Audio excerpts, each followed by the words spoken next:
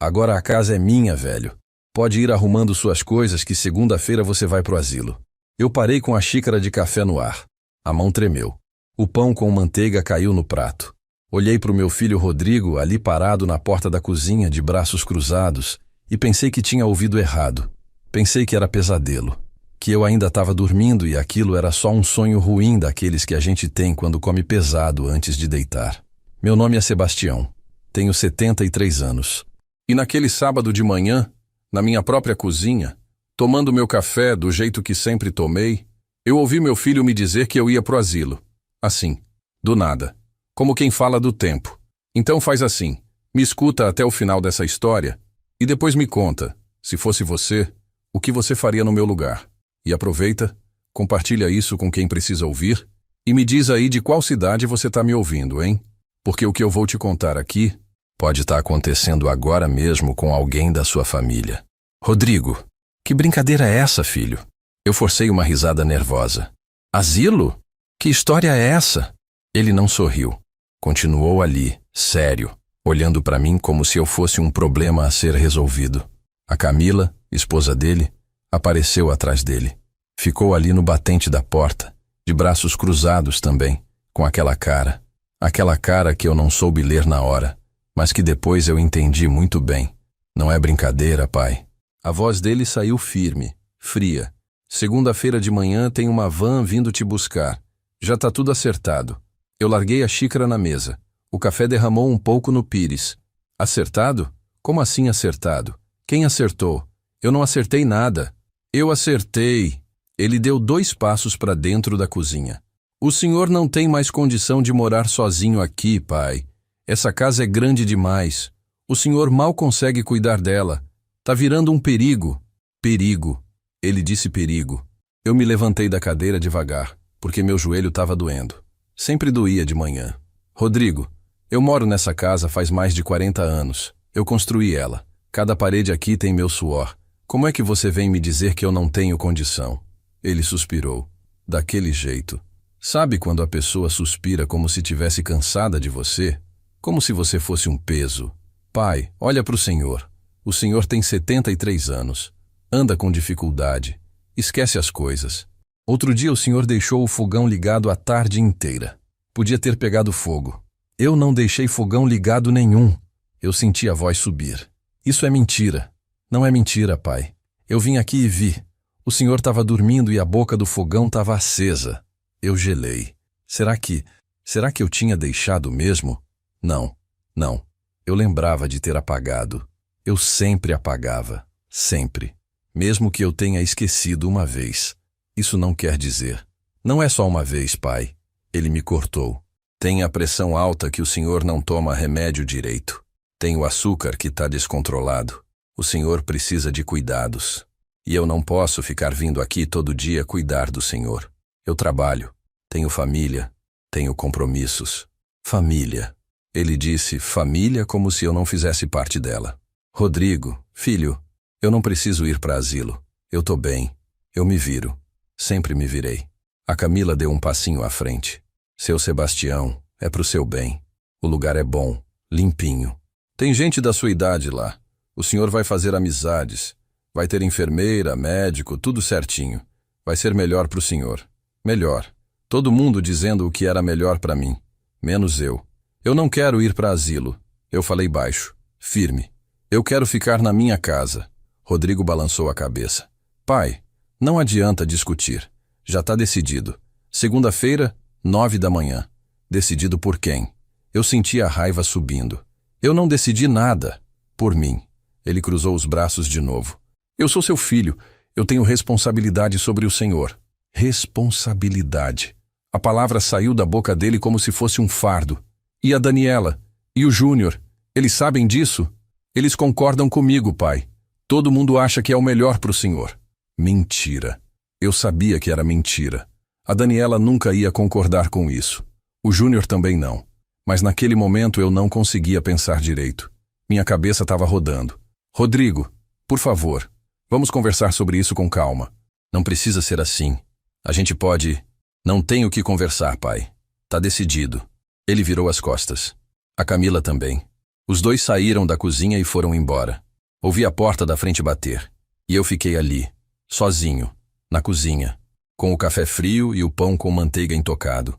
Não chorei. Não naquele momento.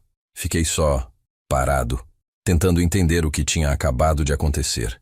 Meu filho tinha acabado de me dizer que eu ia pro asilo, que estava decidido, que eu não tinha escolha. Como é que a gente chega num ponto desses? Como é que um filho olha pro pai e decide que ele é um estorvo? Um problema? Eu trabalhei a vida inteira, meu amigo. A vida inteira. Fui pedreiro, mestre de obras, montei minha própria construtora. Construí essa casa com minhas próprias mãos. Criei 3 filhos. Dei educação. Dei amor. Dei exemplo. O Rodrigo se formou advogado por minha causa. Eu paguei cada mensalidade da faculdade dele com dinheiro suado. Dinheiro que eu ganhava carregando tijolo, misturando cimento, subindo em andaime. E agora ele estava ali, me dizendo que eu ia pro asilo. Sentei de novo na cadeira. Olhei para a mesa, para as paredes da cozinha. A Lourdes, minha esposa, tinha escolhido o azulejo dessa cozinha. Ela adorava esse tom de azul clarinho. Dizia que dava paz. Ela se foi faz 2 anos. Câncer. Levou ela rápido, rápido demais. E desde então eu estava sozinho nessa casa. Será que era isso? Será que eu estava mesmo virando um peso? Um velho esquecido, doente, incapaz? Não. Não, eu não era. Eu ainda dirigia, ainda fazia minhas coisas, cuidava da casa, ia no mercado, conversava com os vizinhos.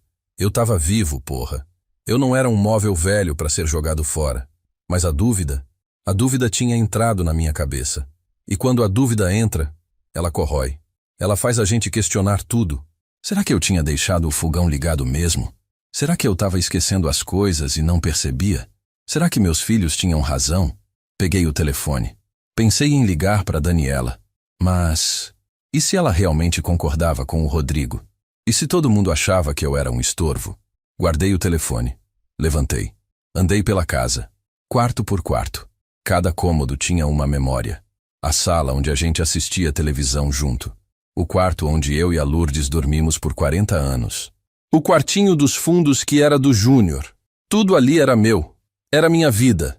E agora o Rodrigo estava me dizendo que segunda-feira eu ia embora. Sentei no sofá da sala. Fiquei olhando para a parede. Para a foto da família que estava pendurada ali. Uma foto antiga de quando os meninos ainda eram pequenos. Todo mundo sorrindo. Feliz. Onde foi que deu errado? Onde foi que eu errei? E foi aí que eu percebi uma coisa. Uma coisa que me fez gelar por dentro. O Rodrigo não tinha dito que eu precisava ir pro asilo. Ele tinha dito que a casa era dele agora. Espera, a casa era dele? Como assim? Passei o resto daquele sábado tentando lembrar exatamente o que o Rodrigo tinha dito. Agora a casa é minha. Foi isso? Ele tinha dito isso. Mas como? Como é que a casa era dele se eu nunca vendi, nunca dei, nunca transferi nada? Fui até o escritório. Um cantinho pequeno que eu tinha nos fundos da casa, onde eu guardava meus documentos, minhas coisas importantes. Abri a gaveta. Peguei a pasta onde ficava a escritura da casa. Abri. Li. Tava tudo lá. Meu nome, Sebastião Ferreira dos Santos. Proprietário único. Registrado em cartório. Tudo certinho. Então como é que ele disse que a casa era dele? Sentei na cadeira do escritório. Aquela cadeira velha que rangia quando eu me mexia. A mesma cadeira onde eu sentava para fazer conta, para pagar boleto, para resolver as coisas da construtora quando eu ainda trabalhava. Fiquei ali, olhando para a escritura, tentando entender. Será que ele estava só tentando me assustar? Será que era um jeito de me convencer a ir pro asilo? Uma ameaça vazia? Não. A voz dele tinha sido firme demais. Segura demais. Ele não estava blefando. Aí eu lembrei. A procuração. Faz uns 6 meses. Logo depois que a Lourdes morreu, o Rodrigo apareceu aqui. Eu estava mal. Muito mal. Não conseguia dormir direito. Não conseguia comer. A casa estava uma bagunça porque eu não tinha mais vontade de cuidar de nada. E ele veio com aquela conversa. Pai, deixa eu te ajudar. Deixa eu cuidar das burocracias chatas. Faz uma procuração para mim. Assim eu resolvo essas coisas pro senhor e o senhor não precisa se preocupar. Na época, pareceu uma boa ideia. Eu estava cansado. Estava triste. Não queria lidar com papel, com banco, com essas coisas. E ele era advogado. Meu filho advogado. Eu confiei. A gente foi no cartório. Ele levou os papéis já prontos. Eu assinei. Nem li direito. Ele explicou por cima, disse que era só para ele poder pagar conta, resolver coisa no banco, essas coisas do dia a dia. Eu assinei. Levantei da cadeira. Fui até o arquivo onde eu guardava as cópias dos documentos. Procurei. Onde é que estava aquela procuração? Eu tinha certeza que tinha guardado uma cópia. Achei. Lá no fundo da pasta. Dobrada. Peguei. Abri. Comecei a ler.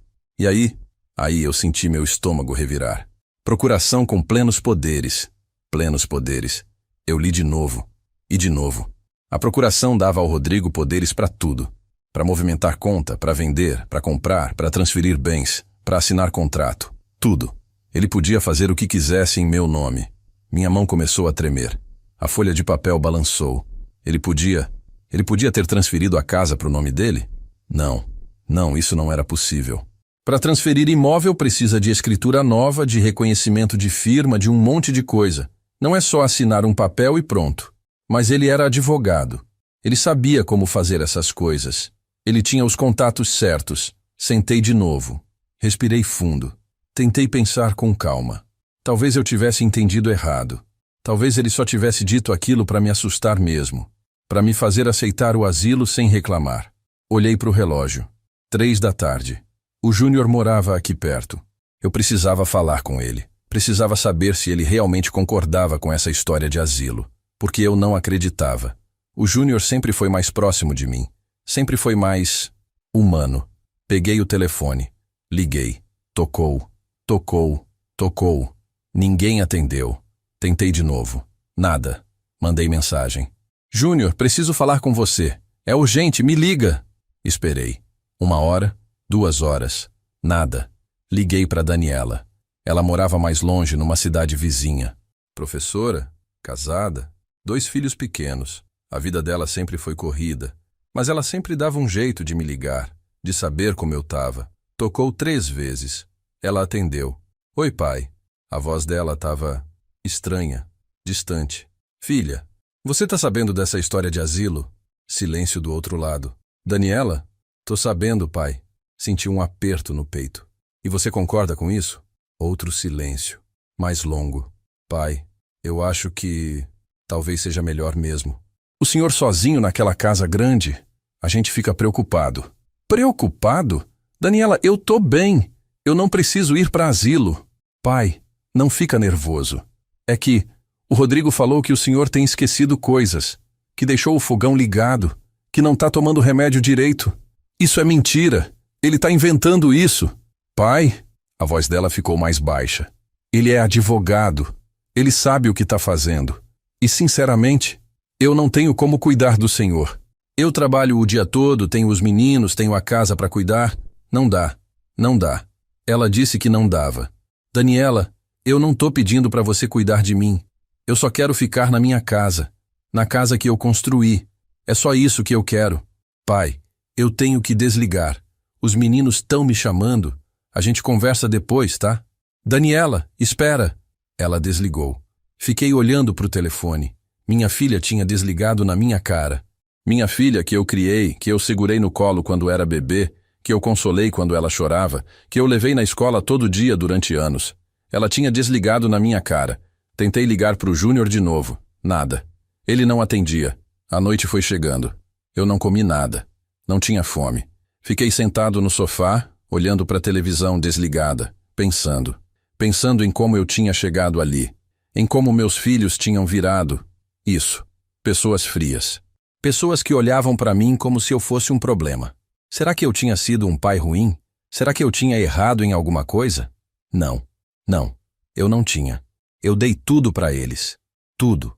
Amor, educação, exemplo, oportunidade. Trabalhei feito um condenado para que eles não passassem necessidade, para que tivessem uma vida melhor que a minha. E agora eles queriam me jogar num asilo. Deitei na cama tarde da noite. Não consegui dormir. Ficava revirando, pensando, lembrando. Lembrava de quando o Rodrigo era pequeno, do jeito que ele corria pela casa, do jeito que ele me abraçava quando eu chegava do trabalho. Pai, olha o que eu desenhei. Ele sempre foi esperto, sempre foi determinado. Mas quando foi que ele ficou Duro. Quando foi que ele perdeu o coração? Ou será que eu nunca conheci meu filho de verdade? Domingo amanheceu. Tentei ligar para o Júnior de novo. Nada. Ele estava me evitando. Eu sabia. Fui até a casa do seu Mário, meu vizinho. Ele era aposentado também, uns 5 anos mais novo que eu. A gente sempre conversava no portão, tomava uma cerveja junto de vez em quando. Bati na porta. Ele abriu. Sebastião, que surpresa! Entra, entra! Entrei. A gente sentou na varanda. Ele ofereceu café. Aceitei.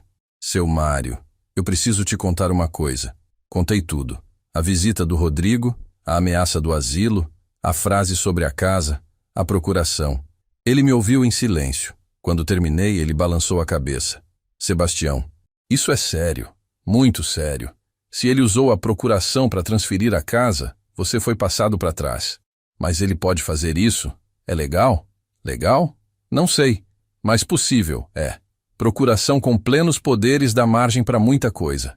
E se ele é advogado, ele sabe como mexer os pauzinhos. Senti um frio na espinha.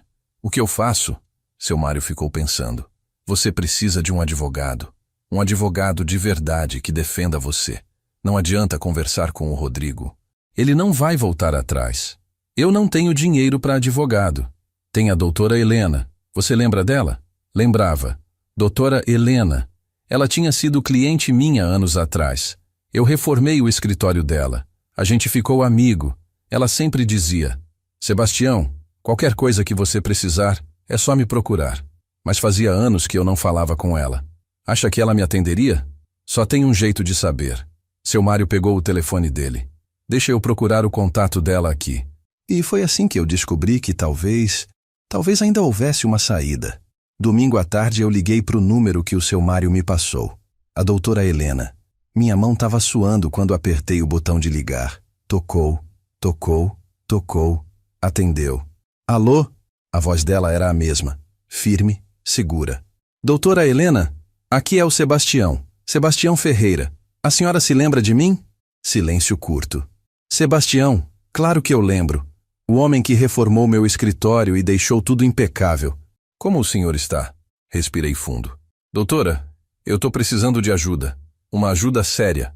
A voz dela mudou de tom. Ficou profissional. Me conta, o que aconteceu? Contei tudo de novo. A procuração, a ameaça do asilo, a frase do Rodrigo sobre a casa ser dele agora. Ela me ouviu sem interromper. Quando terminei, ela ficou em silêncio por uns segundos. Sebastião, o senhor está em casa agora? Tô. Eu vou até aí. Me passa o endereço. Preciso ver essa procuração pessoalmente. Meia hora depois, ela estava tocando a campainha. Abri a porta. Ela tinha envelhecido, claro. Cabelos mais brancos, algumas rugas a mais. Mas os olhos continuavam aqueles. Olhos atentos, inteligentes. Entramos, sentamos na sala. Mostrei a procuração. Ela pegou, leu, releu. A expressão dela foi ficando mais séria. Sebastião, isso aqui é uma bomba. É ruim assim? Plenos poderes. Ele pode fazer praticamente qualquer coisa em seu nome, inclusive transferir bens. Senti meu estômago afundar. Então ele pode mesmo ter transferido a casa? Pode. E se ele fez, vai ter registro no cartório. A gente precisa verificar isso urgentemente. Como? Segunda-feira de manhã, eu vou no cartório de registro de imóveis. Vou pedir uma certidão atualizada da sua casa. Aí a gente vai saber se ele realmente fez alguma coisa ou se tá só blefando. E se ele fez? Se ele transferiu mesmo? Ela me olhou nos olhos. Aí a gente entra com um processo.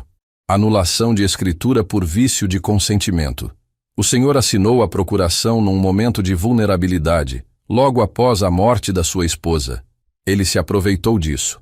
E transferir um bem desse valor sem o senhor ter real consciência do que estava assinando é abuso. Mas isso dá certo? A justiça vai me dar razão? Sebastião, eu não vou mentir para o senhor. Vai ser uma briga, vai demorar. E vai ser doloroso, porque é seu filho do outro lado. Mas se a gente tiver provas, se a gente conseguir mostrar que houve má fé, a gente tem chance. Chance. Não era certeza, mas era alguma coisa. E quanto você cobra, doutora? Ela balançou a cabeça. O senhor reformou meu escritório e não quis cobrar o valor justo. Disse que era amizade. Lembra? Pois então. Agora sou eu que vou retribuir a amizade. Pode deixar comigo. Senti os olhos arderem. Fazia tempo que alguém não era gentil comigo daquele jeito. Obrigado, doutora. Muito obrigado. Mas Sebastião, tem uma coisa. Amanhã é segunda. A van que ele falou, ela vai vir? Gelei. Ele disse que sim, 9 da manhã. O senhor vai ir? Como assim? O senhor vai entrar naquela van e ir pro asilo? Olhei para ela sem entender. Eu não sei. Ele disse que tá tudo acertado, que eu não tenho escolha. Sebastião. Ela se inclinou para frente. O senhor tem escolha. Sempre tem. Ele não pode te obrigar a entrar numa van. Ele não pode te obrigar a sair da sua casa.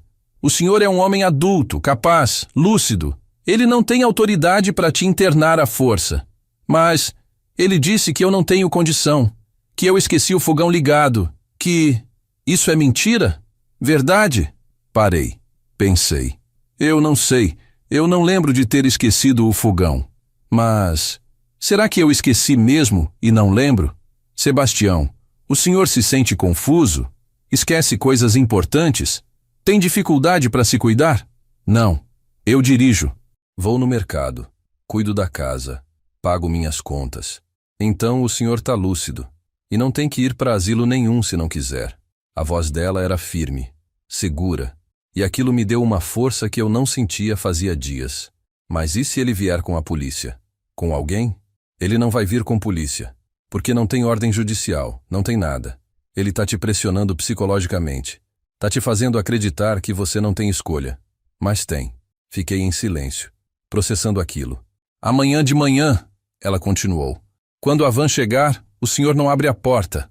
Não atende. Deixa tocar a campainha à vontade. E me liga. Eu venho pra cá se precisar. E se o Rodrigo vier? Se ele vier, o senhor diz que não vai. Simples assim. E se ele insistir, o senhor me liga. Eu falo com ele. Ela ficou mais um pouco. Conversamos sobre os próximos passos. Ela ia no cartório segunda de manhã. Ia verificar a situação da casa. Depois a gente se falava de novo.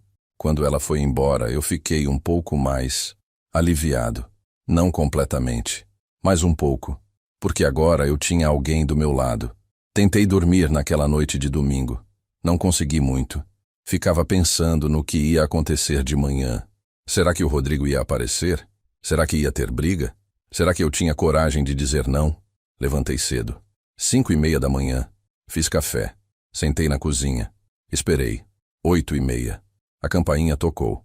Olhei pelo vitrô da porta. Era o Rodrigo. Sozinho. Terno cinza. Pasta de couro na mão. Respirei fundo. Abri a porta. Bom dia, pai. Bom dia. A van chega em meia hora. O senhor já arrumou as coisas? Olhei para ele. Pro meu filho. Pro homem que eu tinha criado. Eu não vou. Ele piscou. Como assim não vai? Eu não vou pro asilo, Rodrigo.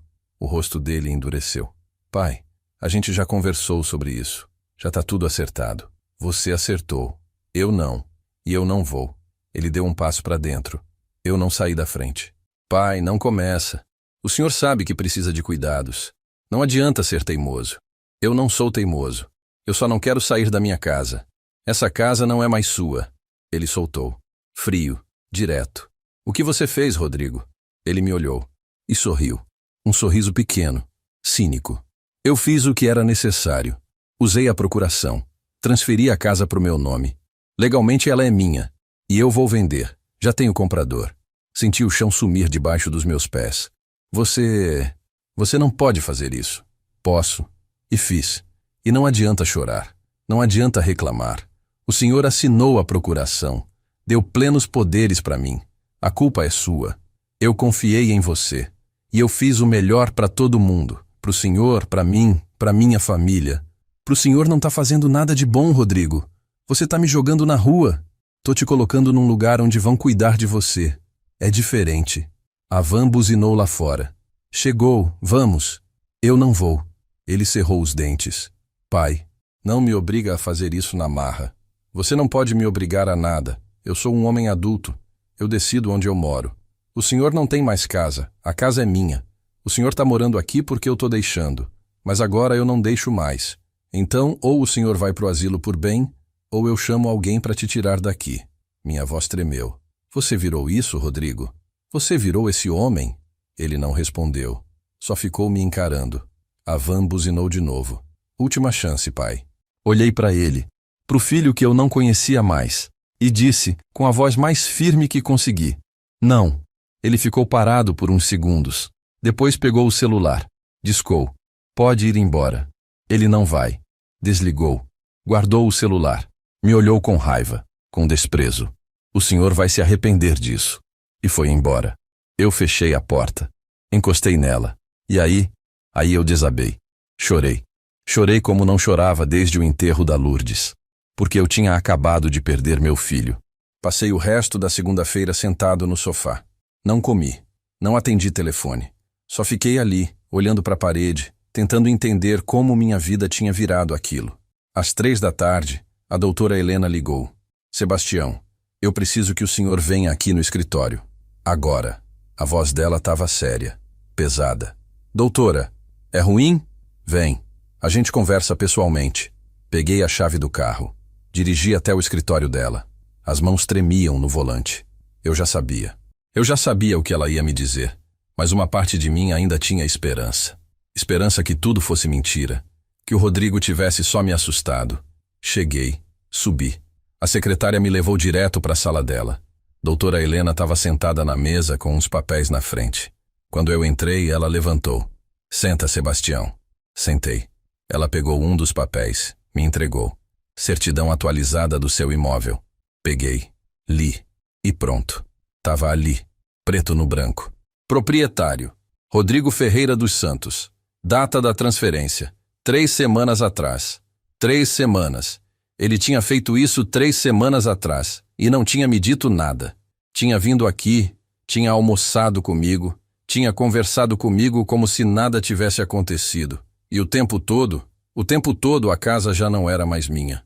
Ele pode fazer isso? É legal? Doutora Helena suspirou. Tecnicamente, sim. A procuração dava plenos poderes.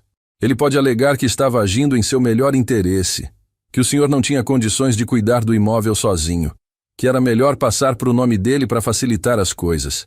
Mas isso não está certo. Eu nunca quis vender. Eu nunca quis sair de lá. Eu sei. E é por isso que a gente vai entrar com uma ação. Ela pegou outro papel. Ação de anulação de escritura por abuso de procuração e vício de consentimento.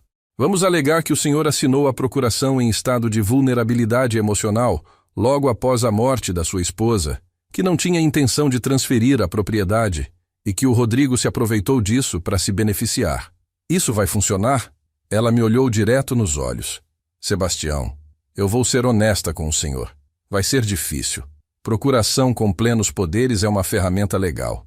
O juiz vai questionar por que o senhor assinou sem ler, por que confiou. E o Rodrigo, sendo advogado, vai ter argumentos. Vai dizer que fez isso pensando no bem do senhor. Vai trazer testemunhas dizendo que o senhor não tinha condições. Vai tentar te pintar como um velho senil. Senti a raiva subir. Eu não sou senil. Eu sei. Mas ele vai tentar provar que sim. E para ganhar essa briga, a gente precisa provar o contrário. Precisa mostrar que o senhor está lúcido, que está bem, que tem capacidade de cuidar de si mesmo. Como?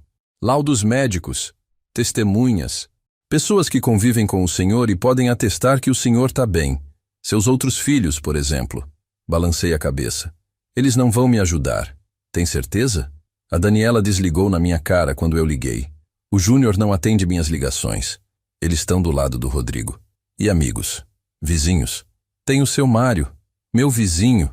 Ele sempre está comigo. Ótimo. Ele pode testemunhar. Alguém mais? Pensei.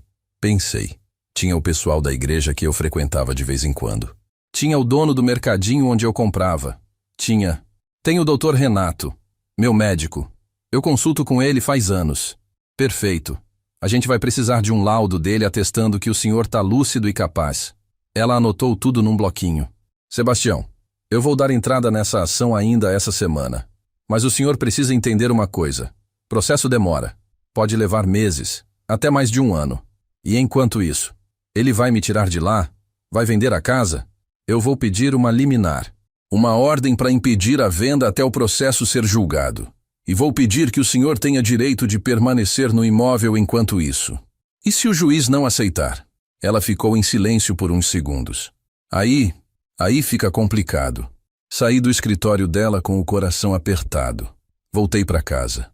Aquela casa que agora tinha o nome do meu filho nos papéis. Entrei. Fechei a porta. Olhei para a sala. Para o sofá onde eu e a Lourdes assistíamos novela. Para a mesa onde a gente comia junto. Para tudo que era meu, que era nosso. E agora não era mais. Fui até o quarto. Sentei na cama. Peguei a foto da Lourdes que estava no criado mudo. Olhei para ela. O que eu faço, meu amor? O que eu faço? Ela sorria na foto. Aquele sorriso dela que iluminava qualquer ambiente. E foi aí que eu lembrei de uma coisa que ela sempre dizia. Sebastião, você é um homem de luta. Você nunca desistiu de nada na vida. Não vai ser agora que você vai começar. Ela estava certa. Eu tinha construído aquela casa tijolo por tijolo. Tinha trabalhado a vida inteira para ter aquilo. Tinha criado meus filhos ali. Tinha vivido minha vida ali. E eu não ia deixar o Rodrigo tirar isso de mim sem lutar. Liguei para o Dr. Renato. Expliquei a situação. Pedi o laudo. Ele disse que ia fazer. Que ia me ajudar. Liguei para o seu Mário. Contei tudo. Ele disse que ia testemunhar. Que ia fazer o que fosse preciso. Aos poucos eu fui juntando as peças. E quando deitei naquela noite, eu não estava mais destruído. Eu estava com raiva. Uma raiva boa. A raiva de quem não vai desistir. Na quarta-feira, o Rodrigo apareceu de novo. Dessa vez com a Camila e mais um homem que eu nunca tinha visto.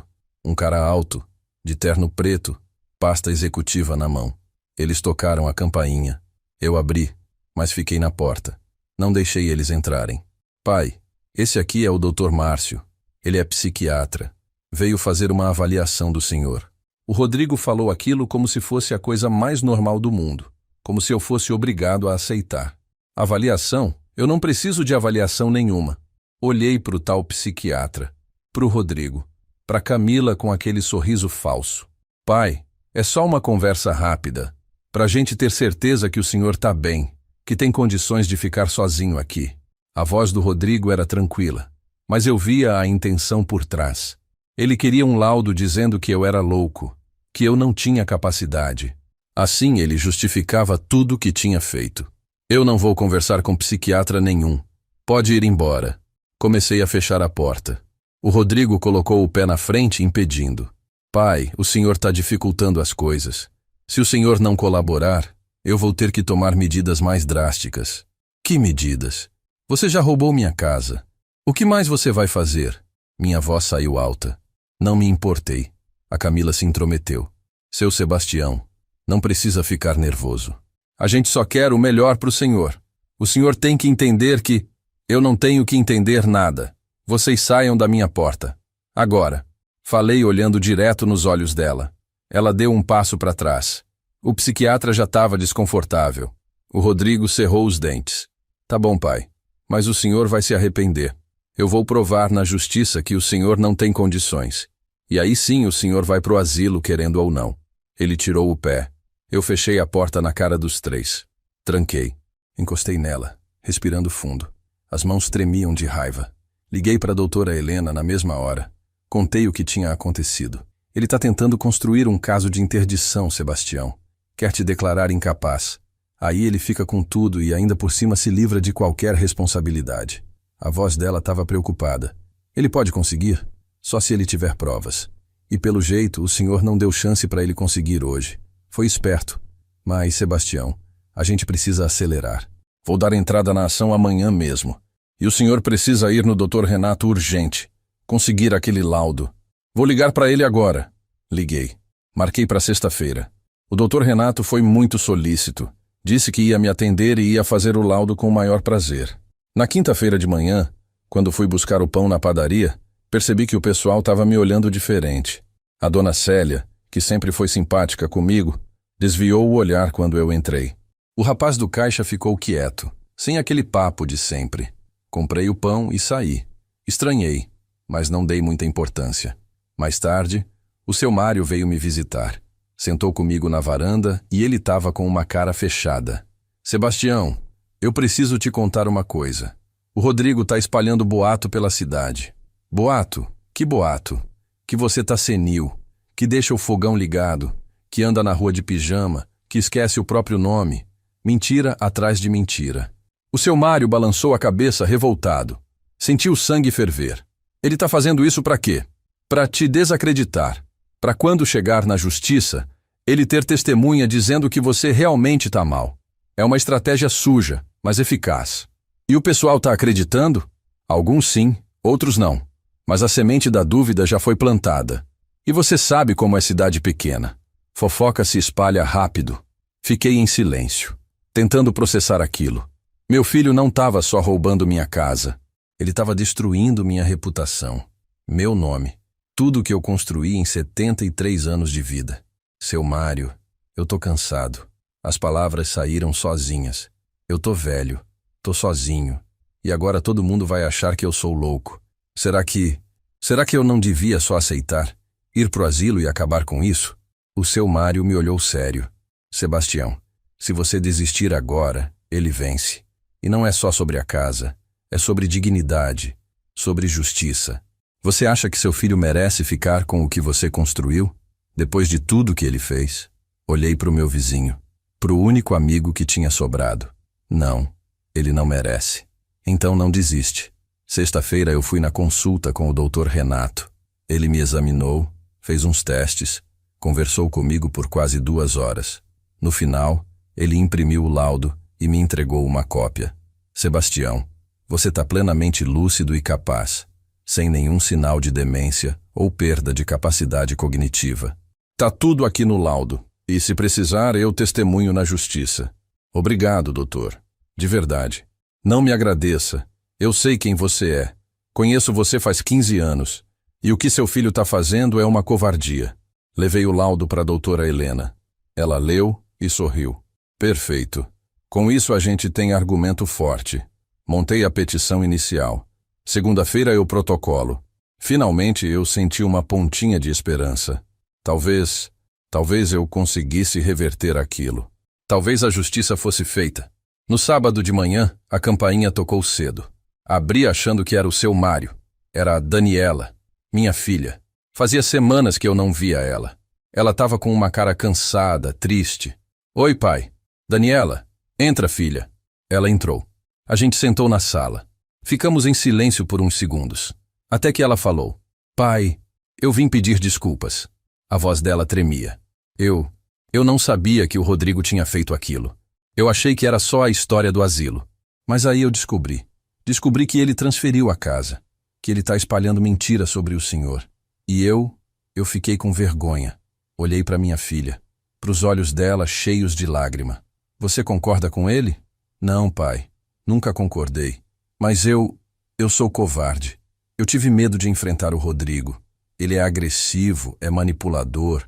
E eu só queria paz. Mas eu estava errada. Muito errada. Segurei a mão dela. E o Júnior? O Júnior também não concorda. Mas ele está com medo do Rodrigo. Medo de perder o emprego na construtora. O Rodrigo ameaçou ele. Meu coração apertou. Daniela, eu preciso da sua ajuda. Eu sei, pai. E eu vou te ajudar. Vou testemunhar. Vou fazer o que for preciso. E foi naquele momento, naquele exato momento, que eu soube. Eu não estava sozinho. A Daniela ficou comigo o resto daquele sábado. A gente conversou muito. Ela me contou coisas que eu não sabia. Coisas que me deixaram ainda mais revoltado, mas que também me deram munição para a luta que estava por vir. Pai, o Rodrigo sempre foi assim, desde pequeno. Lembra quando ele pegou o dinheiro da minha caixinha de moedas e disse que tinha sido o Júnior? Lembra quando ele rasgou meu caderno de desenhos e culpou o cachorro? Ela olhava para mim com tristeza. A gente sempre achou que era coisa de criança, mas não era. Ele sempre foi calculista, manipulador, e a Camila é pior que ele. Como assim? Foi ideia dela, pai. A história da procuração, da transferência, tudo. Ela viu que o senhor ficou vulnerável depois que a mãe morreu, e ela convenceu o Rodrigo a fazer isso.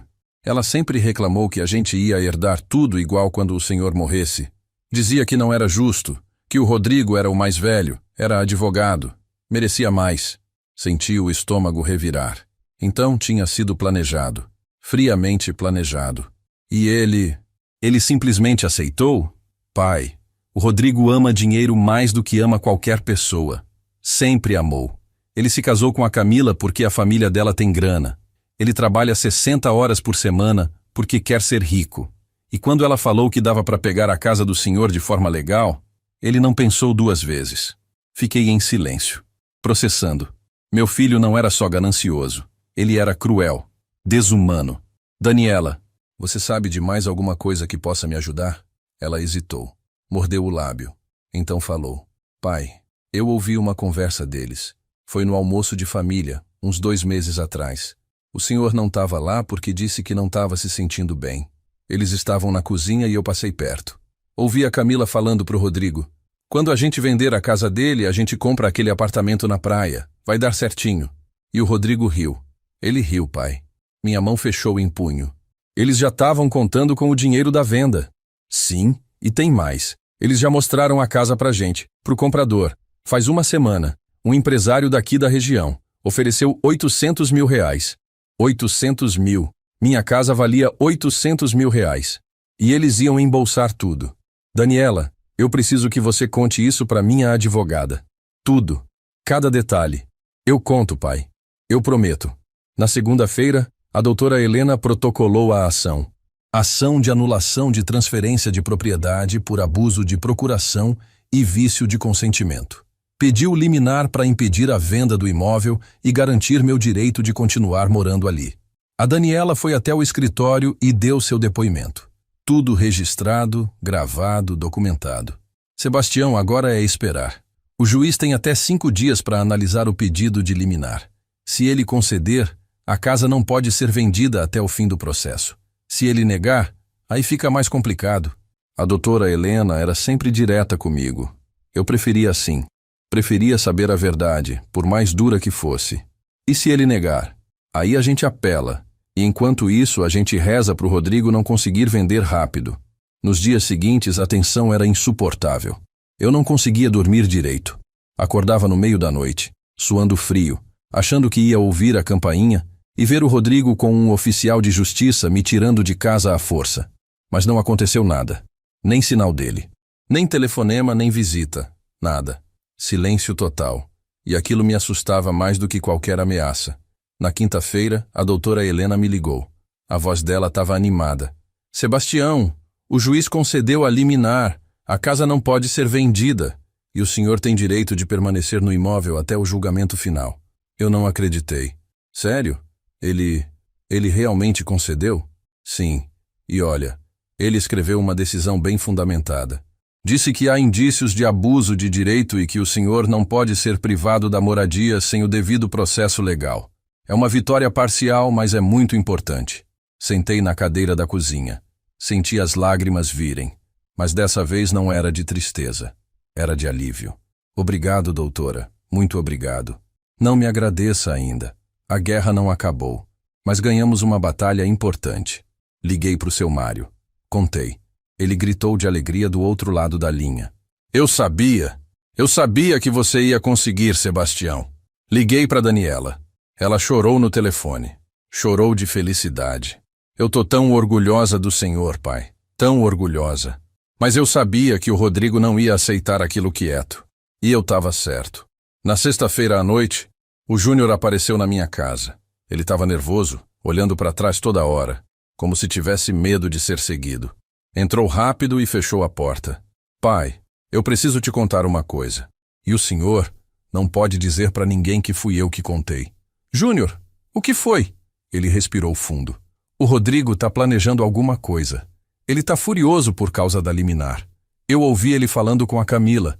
Eles vão tentar te incriminar de alguma forma. Vão inventar alguma coisa para mostrar que o senhor é perigoso ou incapaz. Inventar o quê? Eu não sei. Mas o Rodrigo falou que ia dar um jeito. E quando ele fala assim, eu fico com medo, pai. Ele é capaz de qualquer coisa. Olhei para o meu filho mais novo. Para o menino que sempre foi mais quieto, mais sensível. Ele estava tremendo. Júnior, por que você não veio antes? Por que deixou chegar até aqui? Ele abaixou a cabeça. Porque eu sou fraco, pai. Porque eu tenho medo do Rodrigo desde criança. Ele sempre me controlou. Sempre me ameaçou. E eu nunca tive coragem de enfrentar ele. Mas agora eu tô vendo o que ele tá fazendo com o senhor. E eu não posso mais ficar calado. Abracei meu filho. Obrigado por me avisar. Quando ele foi embora, fiquei pensando. O Rodrigo ia tentar alguma coisa. E eu precisava estar preparado. Liguei para a doutora Helena. Contei o que o Júnior tinha dito. Sebastião, instala câmeras. Na porta, na sala, na cozinha. Se ele tentar invadir ou fazer alguma coisa, a gente precisa de prova. No sábado de manhã, o seu Mário me ajudou a instalar 3 câmeras.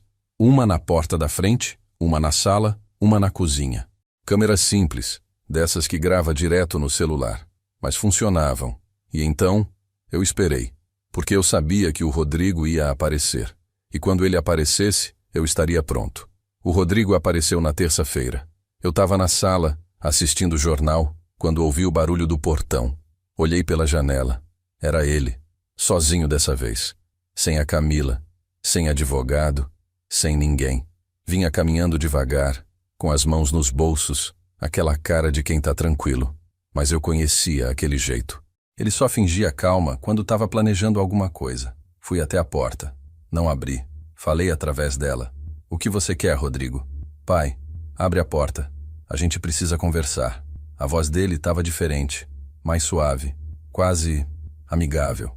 A gente não tem nada para conversar. Pai, por favor, eu vim aqui em paz. Eu quero resolver isso. Sem briga, sem processo, sem advogado. Só eu e o senhor. Pai e filho. Como sempre deveria ter sido. Hesitei. Será que ele estava sendo sincero? Será que ele finalmente tinha percebido o tamanho da besteira que tinha feito? Olhei para o celular.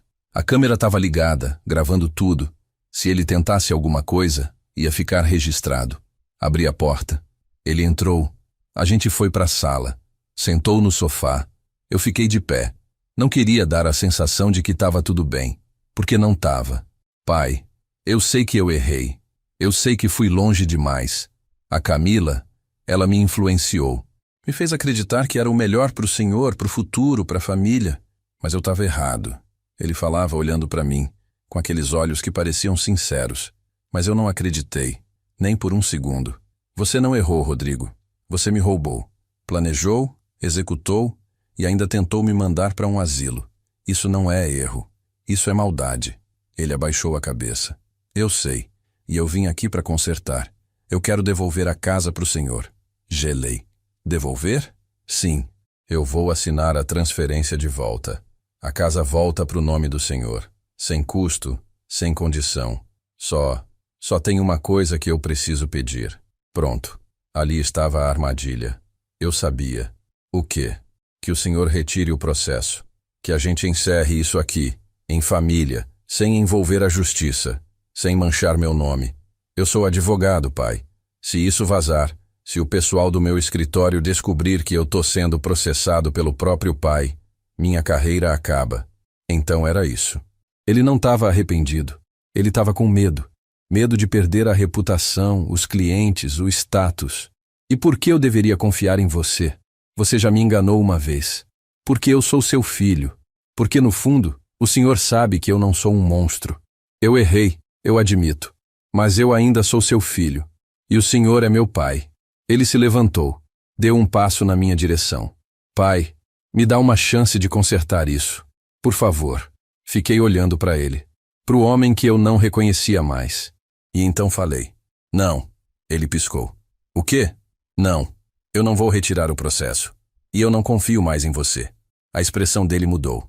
A máscara caiu. A cara ficou dura, fria. O senhor vai se arrepender disso. Vai embora, Rodrigo. Ele ficou parado por uns segundos. Depois sorriu. Um sorriso que me deu arrepio. Tudo bem, pai.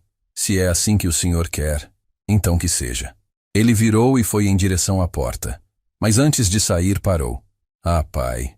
O senhor lembra daquele dia que eu disse que o senhor deixou o fogão ligado? Lembro. E era mentira. Não era não. Ele me olhou por cima do ombro. Eu liguei o fogão. E deixei ligado de propósito. Para depois dizer que foi o senhor. E saiu. Bateu a porta. Fiquei ali, parado, processando o que ele tinha acabado de admitir. Ele tinha armado. Tinha entrado na minha casa, ligado o fogão, e depois usado aquilo como prova de que eu era incapaz. Que tipo de filho faz isso? Que tipo de ser humano faz isso? Peguei o celular. Liguei para a doutora Helena. Contei tudo. E a câmera gravou tudo. Tá tudo aqui. Ele admitindo que armou, que mentiu. Sebastião, isso é ouro. Manda esse vídeo pra mim agora. A gente vai usar isso no processo. Isso muda tudo. Mandei. Ela assistiu e me ligou de volta em 5 minutos. Perfeito. Com isso a gente prova a má-fé. Prova que ele manipulou a situação desde o começo. O juiz vai adorar ver isso. Naquela noite eu mal dormi, não de medo, mas de raiva, de revolta. Como é que um pai cria um filho e esse filho vira um monstro desses? Onde foi que eu errei? Onde foi que eu falhei? Ou será que não foi falha minha? Será que tem gente que nasce ruim mesmo, sem coração, sem alma? Na manhã seguinte, quarta-feira, a doutora Helena me ligou cedo. Sebastião, aconteceu uma coisa. O Rodrigo deu entrada num pedido de interdição. Ele quer te declarar incapaz. Mas ele não pode fazer isso. Eu tenho o laudo do doutor Renato. Eu sei, mas ele arranjou outro laudo, de um psiquiatra que nunca te viu, mas que assinou um documento dizendo que o senhor apresenta sinais de demência senil e perda de capacidade cognitiva. Como? Ele nem me examinou. Laudo falso, Sebastião. Comprado. E infelizmente isso acontece. Mas a gente vai derrubar. Vou pedir perícia judicial. Um perito do próprio tribunal vai te examinar. E aí sim a gente vai ter um laudo imparcial. E enquanto isso, o senhor não assina nada. Não aceita convite dele para ir em lugar nenhum. Não fica sozinho com ele, entendeu? Entendi. Desliguei. Olhei pela janela. O dia estava bonito. Sol brilhando, pássaros cantando. Mas eu não sentia nada daquilo. Só sentia o peso. O peso de estar lutando contra o próprio sangue. De ter que provar que eu não era louco. Que eu não era incapaz. Que eu ainda era um homem digno de respeito. E foi naquele momento que eu percebi uma coisa. Eu não estava lutando só pela casa. Eu estava lutando pela minha dignidade. Pelo meu nome. Pela minha vida. E eu não ia deixar o Rodrigo tirar isso de mim. Não sem lutar até o fim. Porque se tem uma coisa que a vida me ensinou, é que a gente não pode desistir. Não quando a luta é justa. Não quando a verdade está do nosso lado. E a verdade estava do meu lado. Agora era só questão de tempo até a justiça ser feita. A perícia judicial foi marcada para dali 2 semanas. 2 semanas que pareceram 2 anos. Eu passava os dias na expectativa, nervoso, revisando tudo na cabeça. O perito ia vir, ia me examinar, ia conversar comigo. E daquilo ia depender tudo. Se ele dissesse que eu era capaz, eu continuava com meus direitos. Se ele dissesse que eu não era, o Rodrigo ganhava. Simples assim. Mas enquanto eu esperava, a doutora Helena não ficou parada. Ela estava investigando. E numa sexta-feira, ela me ligou com uma notícia que mudou tudo. Sebastião, senta aí. Eu descobri uma coisa muito interessante sobre a Camila. A voz dela tinha um tom de quem acabou de achar uma pepita de ouro. O que foi? Ela tem dívidas. Muitas dívidas. Cartão de crédito estourado, empréstimos, financiamentos atrasados. Tá devendo quase 300 mil reais. Fiquei em silêncio, processando. E tem mais. O escritório do Rodrigo também não tá bem das pernas. Ele perdeu alguns clientes grandes nos últimos meses. Tá com dificuldade para pagar as contas do escritório. E a escola dos filhos deles, que é particular e caríssima, tá com 3 mensalidades atrasadas. Aí tudo fez sentido. Não era só ganância, era desespero. Eles precisavam de dinheiro, urgente. E a minha casa era a solução. Como você descobriu isso? Eu tenho meus contatos, Sebastião. E quando a gente mexe um pouco, sempre acha sujeira. E olha, tem mais uma coisa.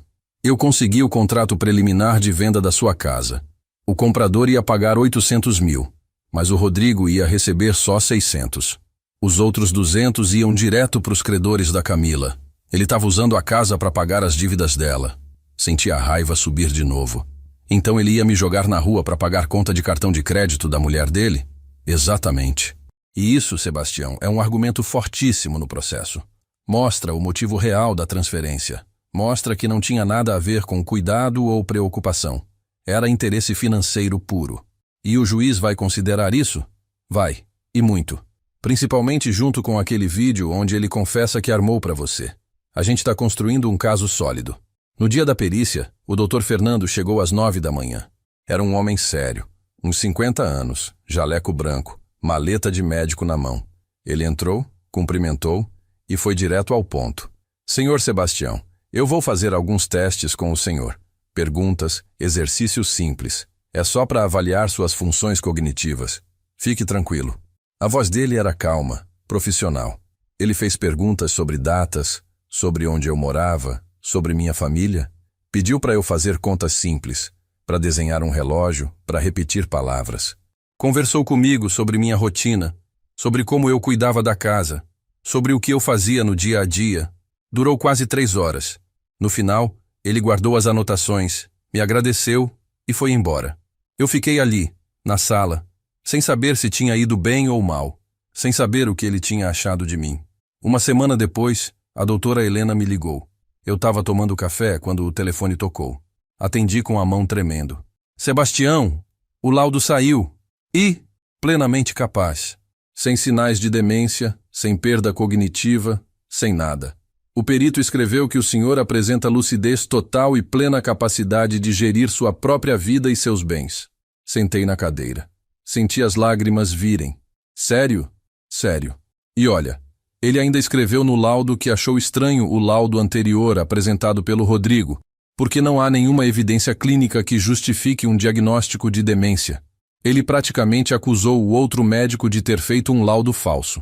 Então eu ganhei? Calma. Ainda falta da audiência. Mas Sebastião, com esse laudo, com o vídeo, com o depoimento da Daniela, com as provas das dívidas da Camila, a gente está muito bem posicionado. Muito bem mesmo. A audiência foi marcada para 3 semanas depois. Eu, a doutora Helena, a Daniela, o seu Mário, todo mundo ia estar lá. Do outro lado, o Rodrigo, a Camila e o advogado deles. Ia ser o confronto final, o momento da verdade. Nos dias que antecederam a audiência, eu me preparei. Mentalmente, emocionalmente. Eu sabia que ia ser difícil, que ia ter que olhar para o meu filho nos olhos e ouvir ele mentir, manipular, tentar me desacreditar. Mas eu também sabia que eu tinha a verdade do meu lado. E isso me dava força. Na véspera da audiência, o Júnior apareceu de novo. Ele estava nervoso, olhando para todos os lados. Pai, eu vim te avisar. O Rodrigo está planejando levar testemunhas.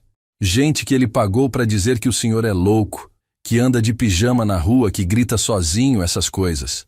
Testemunhas falsas? Sim. Mas pai, eu vou testemunhar a favor do senhor. Eu já falei com a doutora Helena. Eu vou contar tudo. Como o Rodrigo sempre foi manipulador, como ele planejou isso, como a Camila influenciou. Tudo. Abracei meu filho. Obrigado, Júnior. De verdade. Eu devia ter feito isso antes, pai. Eu devia ter te defendido desde o começo. Mas eu estava com medo. Medo dele, medo de perder meu emprego, medo de ficar sozinho. Mas agora eu entendi que família é mais importante que qualquer coisa. E o senhor é minha família, meu pai. E eu não vou deixar ele destruir o senhor. Naquela noite, eu rezei. Fazia tempo que eu não rezava. Desde o funeral da Lourdes, eu tinha meio que me afastado de Deus. Tinha raiva, sabe? Raiva de ele ter levado ela tão cedo. Mas naquela noite, eu rezei. Pedi força. Pedi justiça. Pedi que a verdade prevalecesse. E no outro dia, quando eu acordei e me arrumei para ir para o fórum, eu olhei no espelho. Vi um homem velho, cansado, marcado pela vida. Mas também vi um homem de luta. Um homem que não desistiu. Que não se curvou, que enfrentou o próprio filho para defender o que era certo. E eu soube, naquele momento, que não importava o resultado. Eu já tinha vencido, porque eu tinha provado para mim mesmo que eu ainda era forte, que eu ainda tinha dignidade, que eu ainda era Sebastião Ferreira dos Santos, o homem que construiu aquela casa tijolo por tijolo, o homem que criou 3 filhos, o homem que amou e foi amado pela Lourdes durante 48 anos. E ninguém ia tirar isso de mim. Ninguém. O fórum estava lotado naquela manhã. Gente entrando e saindo, advogados de terno, gente chorando nos corredores. Eu cheguei com a doutora Helena. A Daniela e o Júnior vieram logo atrás. O seu Mário também estava lá, de paletó e gravata, me dando força. A gente subiu até a sala de audiências. E lá, do outro lado do corredor, eu vi o Rodrigo, a Camila e o advogado deles. Um homem alto, grisalho, com uma cara de poucos amigos. Nossos olhares se cruzaram.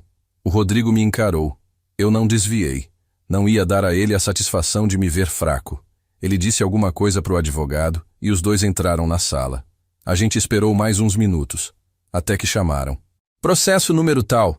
Sebastião Ferreira dos Santos versus Rodrigo Ferreira dos Santos. A voz do funcionário ecoou no corredor. Entramos. A sala era fria.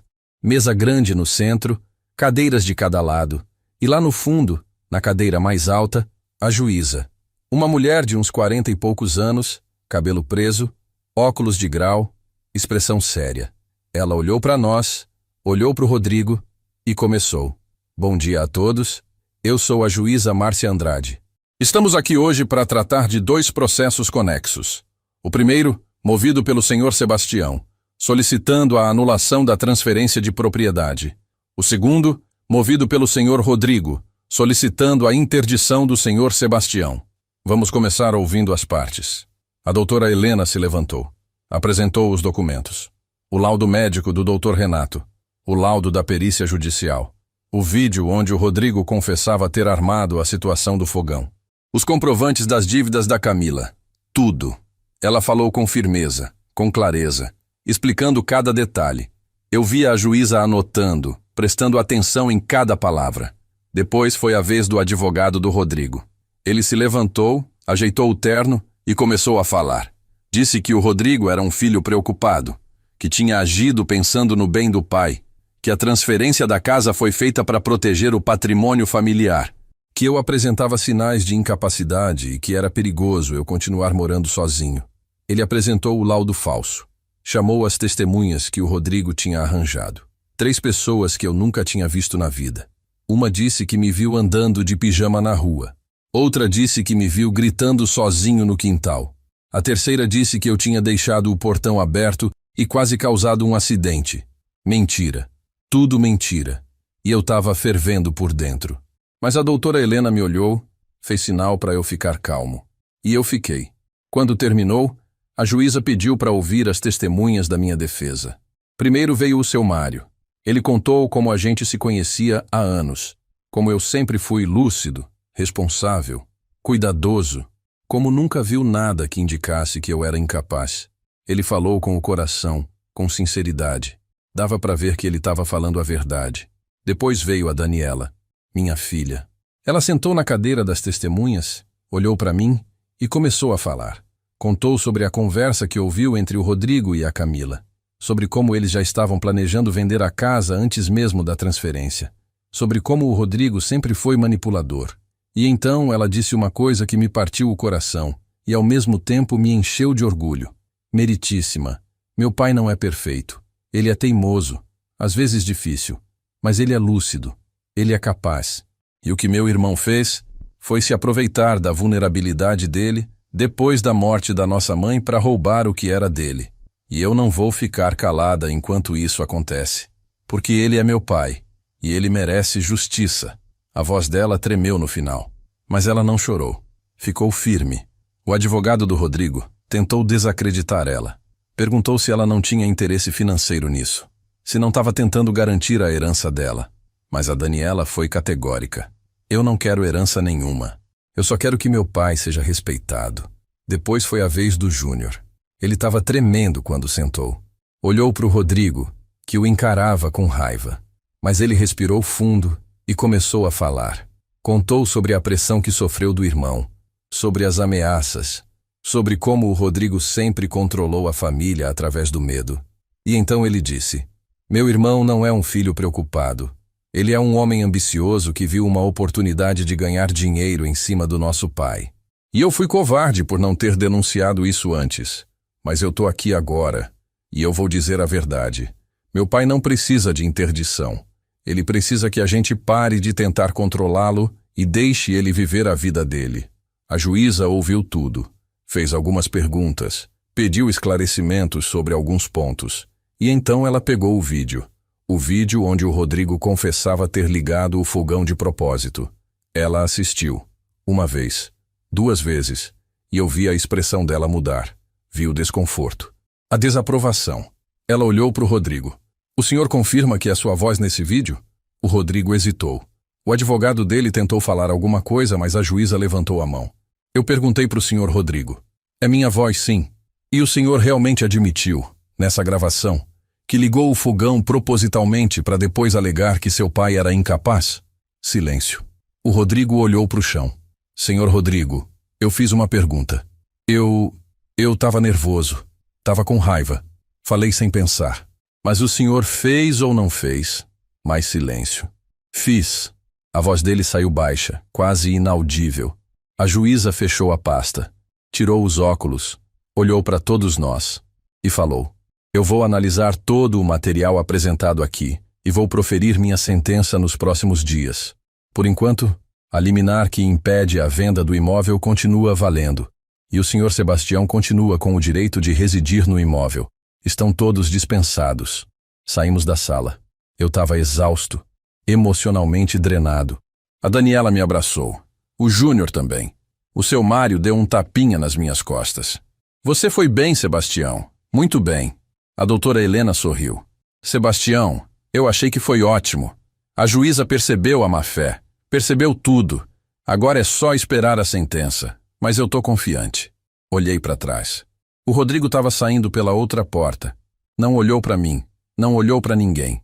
Só foi embora. E naquele momento, eu não senti raiva. Não senti ódio. Só senti pena. Pena do homem que ele tinha se tornado. Do filho que eu perdi. Mas ao mesmo tempo, eu senti orgulho. Dos outros 2 filhos que eu ainda tinha. Que ficaram do meu lado. Que escolheram o certo. E eu soube que, não importava o que acontecesse dali para frente, eu já tinha vencido onde mais importava. Na família. Foram 8 dias de espera. 8 dias que pareceram 80. Eu acordava todo dia pensando: será que hoje sai a sentença? Será que hoje eu vou saber se vou ter minha casa de volta? Ou se vou perder tudo? A doutora Helena me ligava todo dia. Calma, Sebastião. Essas coisas demoram. A juíza está analisando tudo com cuidado. E eu tentava ficar calmo. Mas não era fácil. A Daniela e o Júnior passaram a me visitar mais. A gente conversava, tomava café junto, assistia televisão. Era como se, depois de tudo aquilo, a gente tivesse se reaproximado.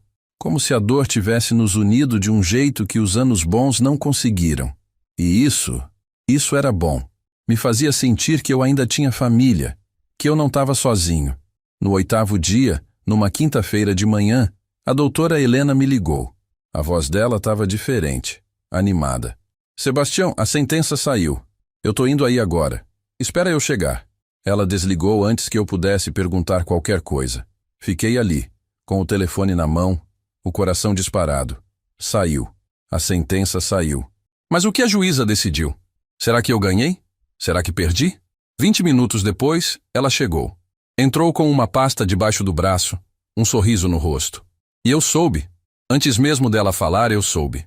Sebastião, você ganhou. Ela abriu a pasta, me mostrou os papéis. A juíza anulou a transferência. Reconheceu abuso de procuração e vício de consentimento. A casa volta para o seu nome. E negou o pedido de interdição. Disse que você é plenamente capaz. Sentei na cadeira. As pernas fraquejaram. Ganhei. Eu ganhei. Depois de tudo, eu ganhei. E tem mais.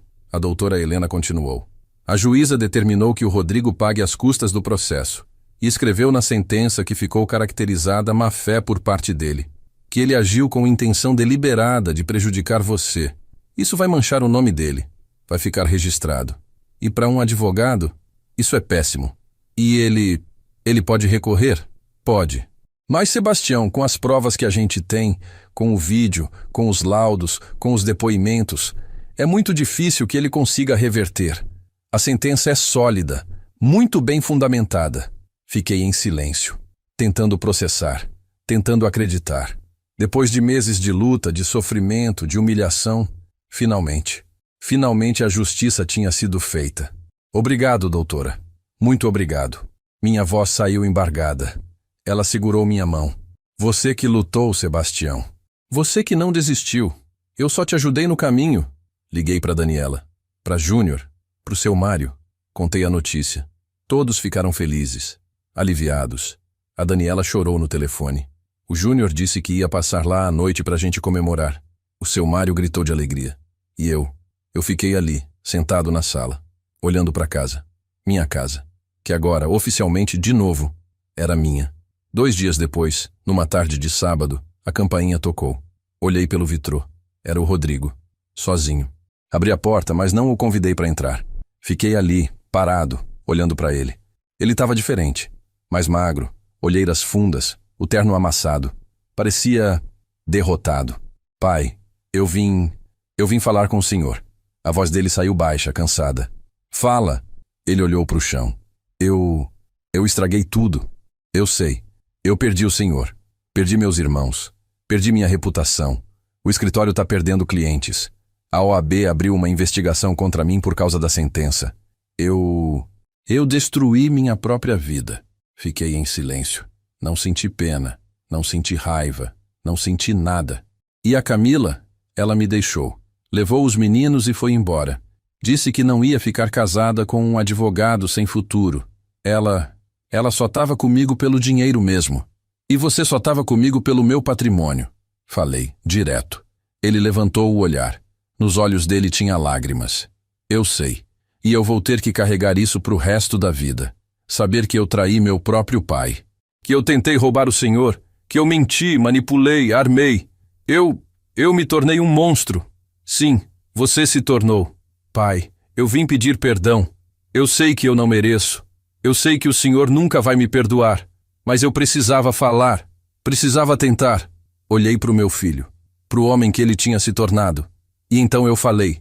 Falei o que precisava ser dito. Rodrigo, eu passei a vida inteira trabalhando. Acordando cedo, pegando pesado, me sacrificando. Tudo para dar uma vida melhor para os meus filhos. Para vocês não passarem o que eu passei. Eu paguei sua faculdade. Te dei amor, educação, exemplo. E você jogou tudo fora. Por ganância, por ambição. Você olhou para mim, para o seu próprio pai, e viu apenas um obstáculo. Uma fonte de dinheiro. Você tentou me tirar minha dignidade, minha casa, minha vida. E sabe o que é pior? Você fez isso de forma calculada, fria, sem um pingo de remorso. Ele abaixou a cabeça de novo. Eu não sei se eu consigo te perdoar, Rodrigo. Talvez um dia, talvez nunca. Mas o que eu sei é que eu não quero você na minha vida. Não agora. Não depois de tudo que aconteceu. Você fez suas escolhas. E agora, você vai ter que viver com as consequências. Eu entendo. A voz dele era um sussurro. E outra coisa. Eu vou deixar bem claro. Essa casa, quando eu morrer, não vai para você. Eu já falei com a doutora Helena. Vou fazer um testamento. Vai ficar para Daniela e para o Júnior. Você não vai ver um centavo do que é meu. Porque você não merece. Ele engoliu seco. Eu aceito. Agora vai embora. E não volta mais. Ele olhou para mim uma última vez. Pai, eu sinto muito.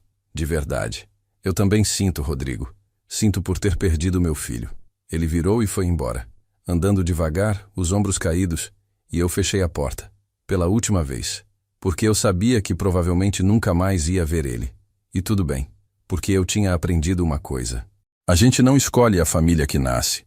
Mas a gente escolhe quem a gente quer por perto. E eu tinha escolhido. Naquela noite, a Daniela, o Júnior, o seu Mário e a doutora Helena vieram jantar em casa. Eu fiz um churrasco. Nada muito elaborado, mas feito com carinho. A gente comeu, conversou, riu. E pela primeira vez em muito tempo, eu me senti feliz, de verdade, porque eu tinha vencido, não só no processo, mas na vida.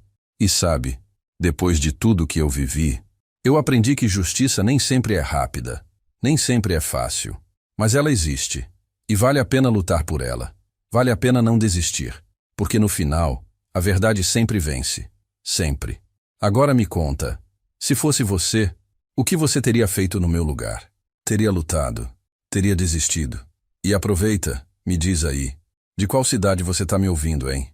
Porque essa história, ela é real. E pode estar acontecendo com alguém que você conhece agora mesmo. Então compartilha. Compartilha com quem precisa ouvir, com quem precisa saber que não está sozinho, que tem como lutar, que tem como vencer. Porque eu sou a prova disso. Eu sou Sebastião Ferreira dos Santos, tenho 73 anos, e essa é a minha história de luta, de dor e de vitória.